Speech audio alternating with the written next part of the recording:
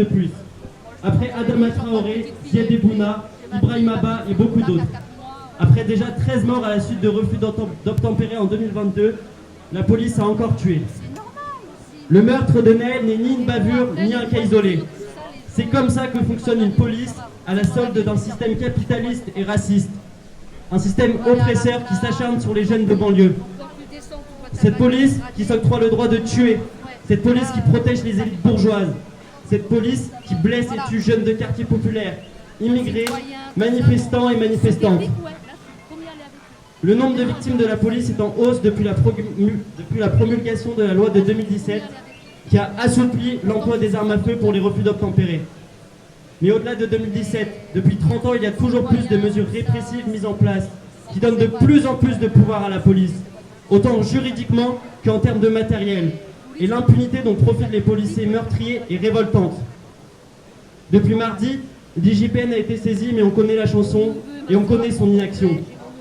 En 2022, pour 13 morts pour refus d'obtempérer, seuls 5 cas ont donné lieu à des mises en examen des policiers. Les autres ont été relâchés impunément.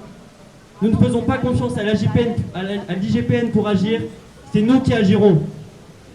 Déjà depuis mardi soir, à Nanterre ainsi que dans d'autres banlieues de Paris, mais aussi à Toulouse, Lille ou Brest, nous assistons à des éclatements de colère, des soulèvements qui sont une réponse légitime d'un abandon général des personnes habitant les quartiers pauvres. Une réponse légitime au harcèlement et au racisme de la police dont sont victimes ses habitants. Une réponse légitime à l'oppression d'un système capitaliste qui n'apporte que la misère et la mort. Les politiques et les syndicats policiers demandent un retour au calme. Mais il n'y a pas de paix sociale possible quand des jeunes sont assassinés impunément. Pour eux, la paix sociale, c'est quand les pauvres ferment leur gueule. À la suite de ces révoltes, c'est 150 personnes qui ont été arrêtées en France. C'est également en soutien à ces personnes que nous nous rassemblons.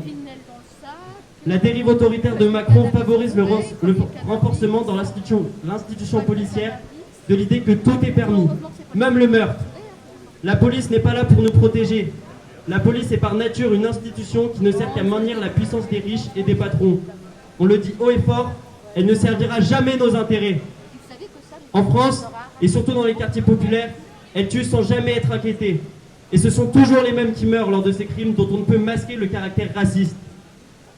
Parce qu'il y en a marre de cette société où les flics se permettent d'aller faire les cow-boys dans les cités pour harceler, agresser et tuer. Aujourd'hui, la doctrine, c'est travail et ferme ta gueule. En même temps que l'on licencie les parents, la police terrorise et frappe au quotidien les enfants et les jeunes des quartiers pauvres pour qu'ils restent à leur place et leur rappeler qui est le patron. Cette institution qui est le fer de lance du racisme d'État est la même qui réprime les manifestants qui s'opposent à la politique du gouvernement. C'est cette même institution qui criminalise les militants écolos. C'est cette même institution qui, à Mayotte, opprime les immigrés, détruit leurs maisons. La police n'existe que pour maintenir l'ordre de Macron, Darmanin et des patrons. Il est urgent de désarmer la police et d'exiger la vérité sur ces crimes. Nous ne voulons pas d'une police réformée, nous ne voulons pas d'une police républicaine.